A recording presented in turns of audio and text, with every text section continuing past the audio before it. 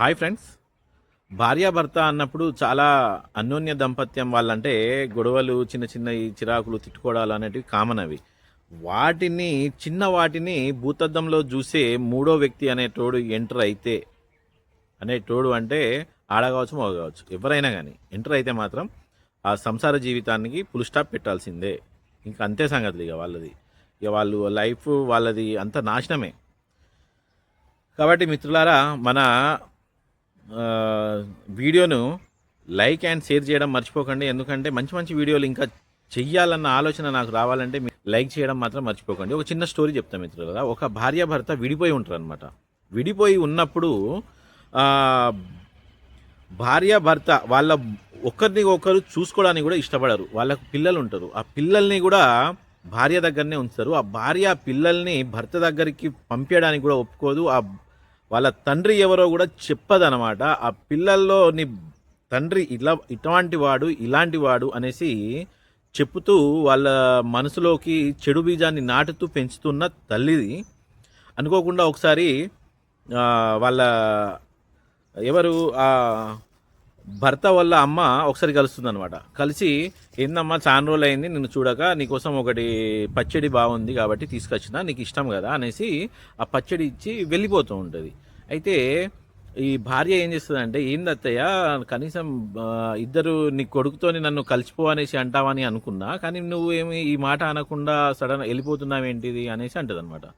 అన్నప్పుడు ఆ తల్లి అంటది, భార్యాభర్తల గొడవలో మూడో వ్యక్తి అనేవాళ్ళు రావద్దు అన్న ఉద్దేశము నా కామన్ సెన్స్తోని నేను ఇన్ని రోజులు మీ విషయంలో నేను తలదూర్చలేదు, నా కొడుకు కూడా చెప్పలేదు, మీరు కలవండిరా, అలా ఉండండి, ఇలా ఉండండి అనేసి ఆ తల్లి అంటదనమాట. అనేసి కాబట్టి ఇంకొక మాట కూడా నేను చెప్పదలుచుకున్నా. ఏంటంటే, నాకు కూడా మ్యారేజ్ అయింది, నాకు కూడా భర్త. కొత్తలో ఇద్దరి మధ్యలో గొడవలైనాయి. గొడవలు అయితే చదువుకున్నాం కాబట్టి మనకి ఈగోస్ ఎక్కువ ఉంటాయి. కాబట్టి నేను నా తల్లిగారి ఇంటికి వెళ్ళిపోయినా. నా తల్లి కూడా, ఎందుకు వచ్చావే నువ్వు, మంచిగా ఉండొచ్చు కదా అది అనేసి అనడం పోయి, సరే ఆ తాగుబోతాడో లేకుంటే ఏదో ఒకటి వాడిని ఇడిచిపెట్టేసినావు, చాలా మంచి పని చేసినావు అనేసి అంటది తల్లి. అన్నప్పుడు అంతలోనే తండ్రి వస్తాడనమాట. తాగి వచ్చిన తండ్రిని ఆమె వాళ్ళ అమ్మ మంచిగా చూసుకుంటా ఉంటుంది.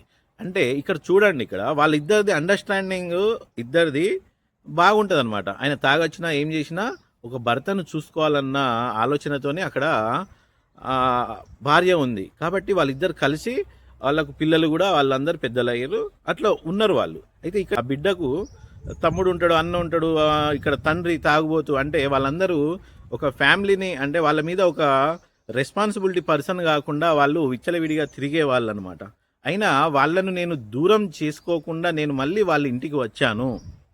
ఎందుకు అంటే, నా తోబుట్టువులు, నా రక్త సంబంధికులు, వాళ్ళని నేను వేరు చేసుకోలేను, ఎందుకంటే వాళ్ళంతా నా వాళ్ళు. కానీ ఇక్కడ భర్త అనేటోడు బయట నుండి వచ్చిండు కాబట్టి వాడిని ఇడిచిపెట్టినా నో ప్రాబ్లం అన్న ఆలోచన ఇది కరెక్ట్ కాదు అనేసి ఆ అమ్మాయికి అనిపించి, మళ్ళీ నేను వచ్చేసిన కాబట్టి నా సంసార జీవితం ఇక్కడ దాకా వచ్చింది అనేసి అత్తయ్య తన అత్తయ్య స్టోరీని ఇక్కడ కోడలకు చెప్తుంది అనమాట.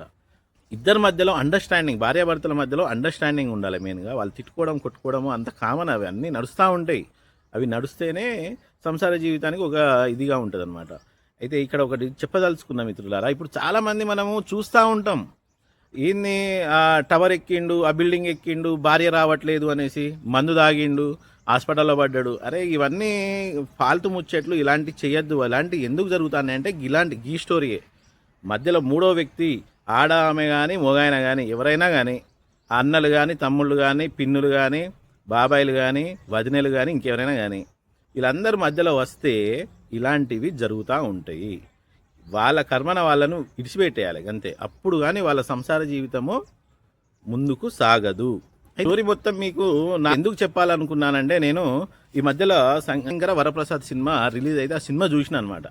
అది చెప్పడానికి నాకు కొద్దిగా టైం తీసుకున్నా, నాకు కొద్దిగా థాట్ ఇప్పుడు వచ్చింది కాబట్టి మీతో పంచుకోవాలనుకుంటాను. ఎందుకంటే నేను నిన్ననే ఇలాంటి గొడవ ఒకటి బయట చూసినా కాబట్టి మీ అందరితో పంచుకుంటే బాగుంటుంది అనేసి కాబట్టి నేను ఈ విషయాన్ని చెప్తున్నా మిత్రులారా.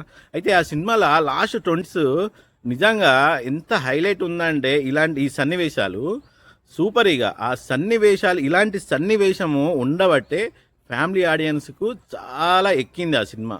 కాబట్టి ఆ సినిమా సూపర్ డూపర్ హిట్ అయింది.